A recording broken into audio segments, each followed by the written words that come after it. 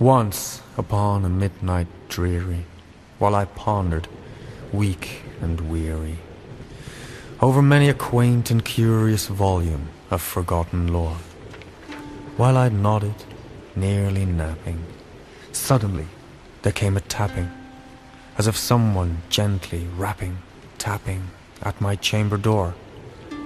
"'Tis some visitor," I muttered, "tapping at my chamber door, only this, and nothing more."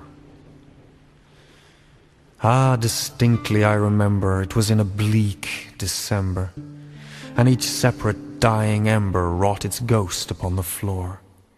Eagerly I wished the morrow, vainly I had sought to borrow from my books surcease of sorrow, sorrow for the lost Lenore, for the rare and radiant maiden whom the angels name Lenore, nameless here forevermore.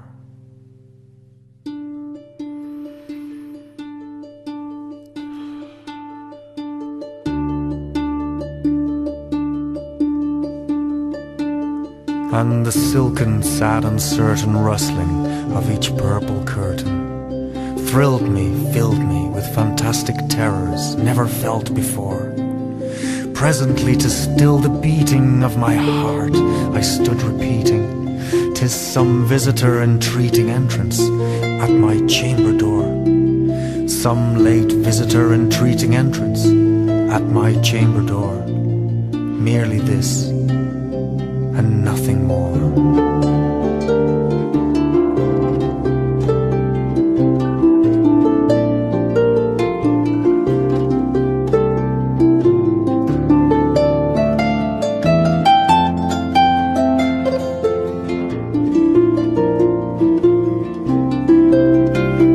Out into the darkness peering long, I stood there wandering, fearing, doubting, dreaming dreams no mortal ever dared to dream before. But the silence was unbroken, and the stillness gave no token, and the only word there spoken was the whispered word Lenore. This I whispered, and an echo murmured back the word Lenore. Merely this, and nothing more. Back into the chamber turning, all my soul within me burning. Soon again I heard a tapping, somewhat louder than before. "Surely," said I, "surely that is someone at my window lattice. Let me see then what thereat is, and this mystery explore. Let my heart be still a moment, and this mystery explore. 'Tis the wind, and nothing more." Open wide I flung the shutter, when with many a flirt and flutter in there stepped a stately raven of the saintly days of yore. Not the least obeisance made he, not a minute stopped or stayed he, but with mien of lord or lady perched above my chamber door, perched upon a bust of Eris just above my chamber door, perched and sat, and nothing more.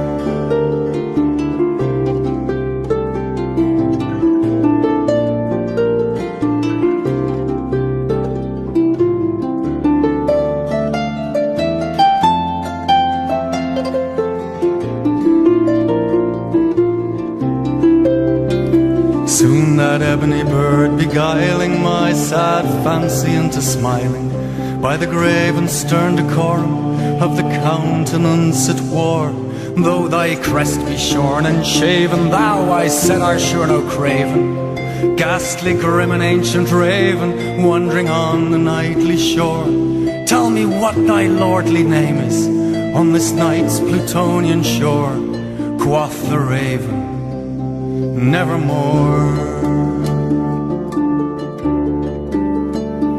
Now the raven, sitting lonely on that placid bust, spoke only that one word, as if his soul in that one word he did outpour.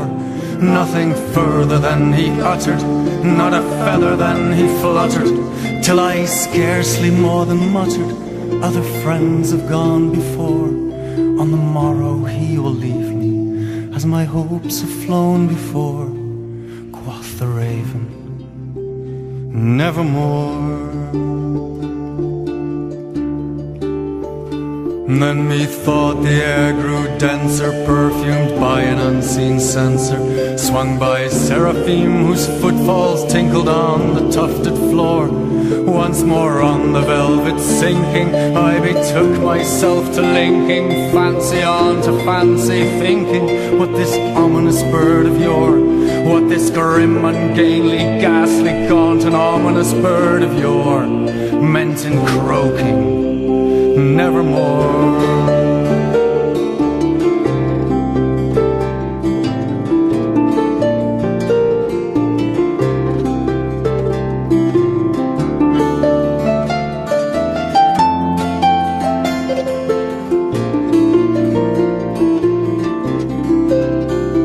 Prophets said I a thing of evil, prophets still if bird or devil, whether tempter sent or whether tempests tossed the air ashore.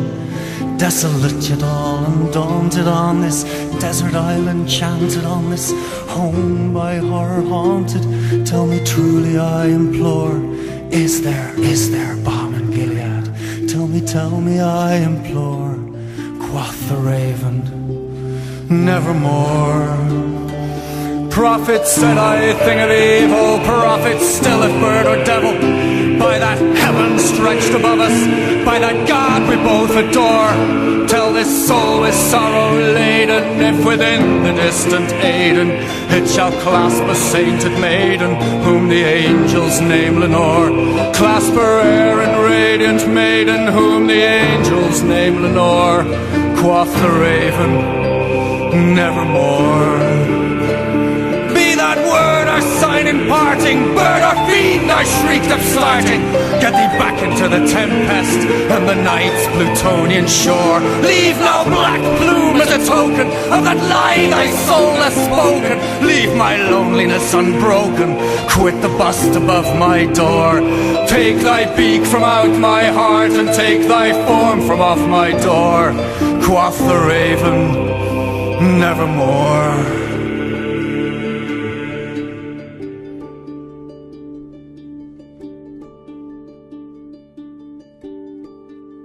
Now the raven, never flitting, still is sitting on the pot bust of Eris, just above my chamber door, and his eyes have all the seeming of a demon's that is dreaming, and the lamplight o'er him streaming throws his shadow on the floor, and my soul from out that shadow that lies floating on the floor will be lifted